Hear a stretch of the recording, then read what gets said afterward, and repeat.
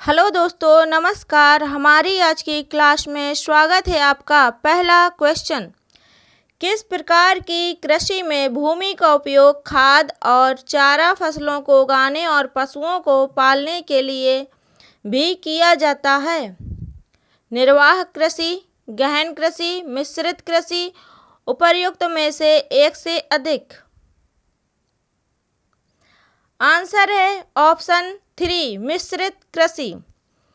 मिश्रित कृषि जिसमें फसलों की पैदावार में बढ़ोतरी होती है और पशुधन की वृद्धि दोनों शामिल हैं। ऐसी कृषि भारत, मलेशिया, इंडोनेशिया, अफगानिस्तान, दक्षिण अफ्रीका, चीन, मध्य यूरोप, कनाडा और रूस देशों में होती है। भारत का क्षेत्रफल विश्व के कुल क्षेत्रफल का कितना है? 2.8%, 3.9%, 4.2%, 2.4%? आंसर है 2.4%, ऑप्शन 4। भारत का क्षेत्रफल विश्व में 2.4% है। भारत का क्षेत्रफल 32,87,263 वर्ग किलोमीटर है, जो दुनिया का 7वां सबसे बड़ा देश है। पहला रूस, कनाडा, चीन, अमेरिका, ब्राजील, ऑस्ट्रेलिया और भारत 7वें में है।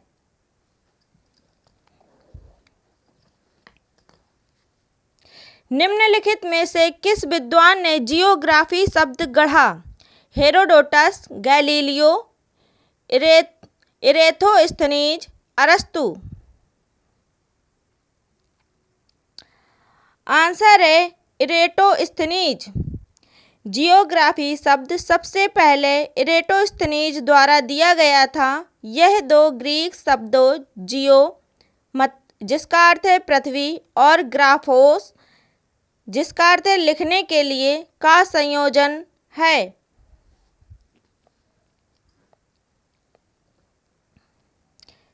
दो शब्दों ग्रीक के दो शब्दों जियो और ग्राफोस से मिलकर बना है। निम्नलिखित में से कौन सा विषय लौकिक संश्लेषण का प्रयास करता है? समाजशास्त्र, मनुष्य जाति का विज्ञान, भूगोल, इतिहास?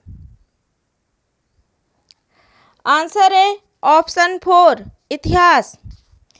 इतिहास लौकिक संश्लेषण का प्रयास करता है। इसमें अस्थायी संश्लेषण को एक प्रणाली के स्वचालित निर्माण के रूप में परिभाषित किया जाता है।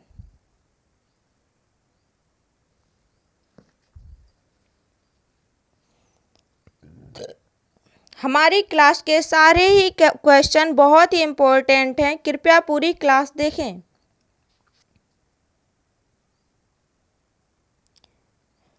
पवन अपरदन से कौन सी भू आकृति उत्पन्न होती है? रंभा भूमि, ढेर, जुगेन, उपरोक्त में से कोई नहीं? आंसर है ऑप्शन 3, जुगेन। जुगेन भू आकृति पवन के कटाव से बनती है। यह मेज के आकार की भू आकृति है। ज़्यादातर शुष्क और अर्ध शुष्क क्षेत्रों में देखा जाता है। यह मुलायम चट्टानों को काट देती है और कठोर चट्टानें वैसी ही रहती हैं जो टेबलनुमा बन जाती हैं।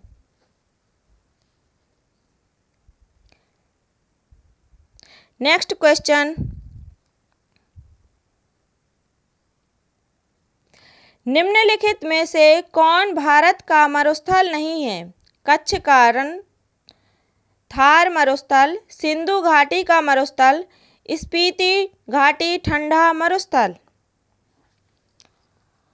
आंसर है ऑप्शन 3, सिंधु घाटी का मरुस्थल। सिंधु घाटी का मरुस्थल भारत का नहीं है, यह पाकिस्तान का है। सिंधु घाटी रेगिस्तान उत्तरी पाकिस्तान का लगभग निर्जन रेगिस्तानी क्षेत्र है।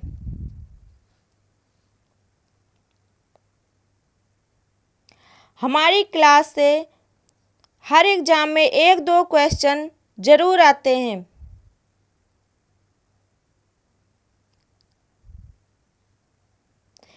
भारतीय समुद्री तट रेखा की कुल लंबाई डैश है 5100.5 किलोमीटर, इनमें से कोई नहीं। 6500.3 किलोमीटर, 7516.6 किलोमीटर। आंसर है ऑप्शन 4 7516.6 किलोमीटर।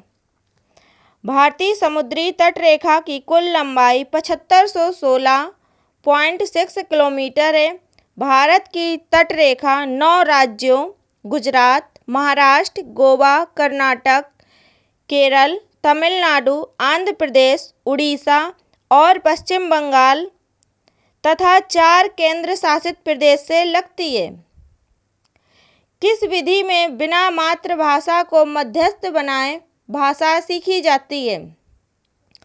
प्रत्यक्ष विधि, व्याकरण विधि, व्याकरण अनुवाद विधि, समवाय विधि।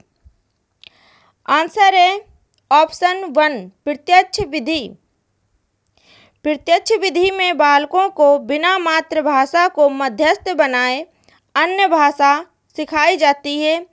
इसमें व्याकरण के नियमों को अप्रत्यक्ष रूप से सिखाया जाता है।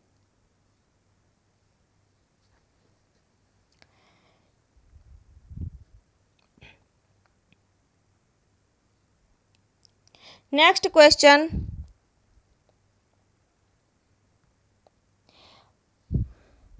मातृभाषा तथा लक्ष्य भाषा में बहुत थोड़ा अंतर होने पर लक्ष्य भाषा शिक्षण की कौन सी विधि अपनाई जाती है?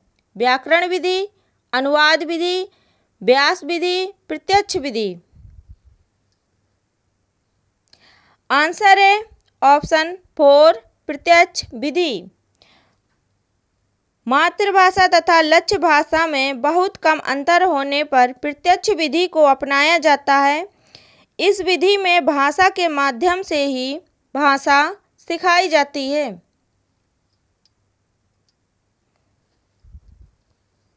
इस विधि में भाषा के माध्यम से ही भाषा सिखाई जाती है। नेक्स्ट क्वेश्चन, एक शिक्षिका पहले बच्चों को संज्ञा की परिभाषा से अवगत कराती है, तत्पश्चात उन्हें संज्ञा के उदाहरण प्रस्तुत कराती है। यह व्याकरण शिक्षण की कौन सी विधि अपना रही है? सूत्र विधि, आगमन विधि, निगमन विधि, प्रत्यक्ष विधि। प्रत्येक क्वेश्चन को पहले पूरा ध्यान से पढ़ें, बाद में ही आंसर दें। इसका आंसर है ऑप्शन 3 निगमन विधि। निगमन विधि शिक्षक द्वारा पढ़ाने के लिए प्रयोग की जाती है। इसके अंतर्गत पढ़ाने की योजना तैयार की जाती है। यह नियम से उदाहरण की ओर चलती है। विचार विश्लेषण का अंतिम सोपान है गृहकार्य, बोधात्मक प्रश्न, पूर्व ज्ञान परीक्षा, कक्षा कार्य निरीक्षण। आंसर है ऑप्शन 2 बोधात्मक प्रश्न। विचार विश्लेषण का अंतिम सोपान बोधात्मक प्रश्न है। वाचन एवं व्याख्या के माध्यम से बालकों के भाषा ज्ञान में वृद्धि होती है, किंतु विचार ग्रहण की क्षमता विचार विश्लेषण के माध्यम से ही विकसित होती है।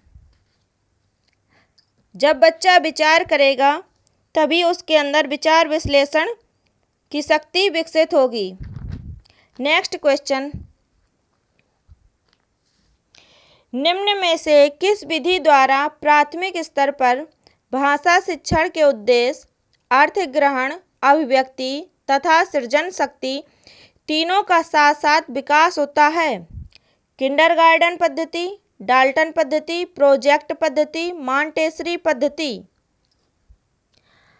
आंसर है ऑप्शन 1 किंडरगार्टन पद्धति।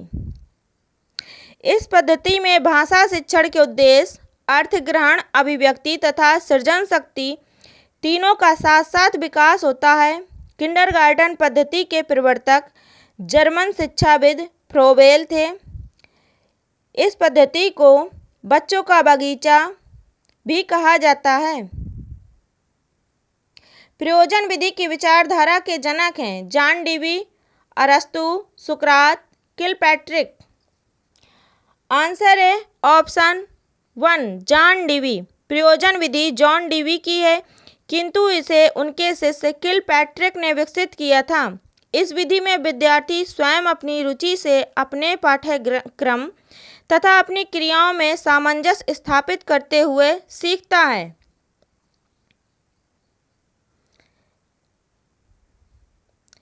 इस विधि के जनक जॉन डीवी माने जाते हैं। इसी के साथ हमारी आज की क्लास समाप्त होती है। कृपया बताएं कि आपने कितने क्वेश्चन सही किए। हमें अपना फीडबैक दें। इसी के साथ नमस्कार एवं धन्यवाद।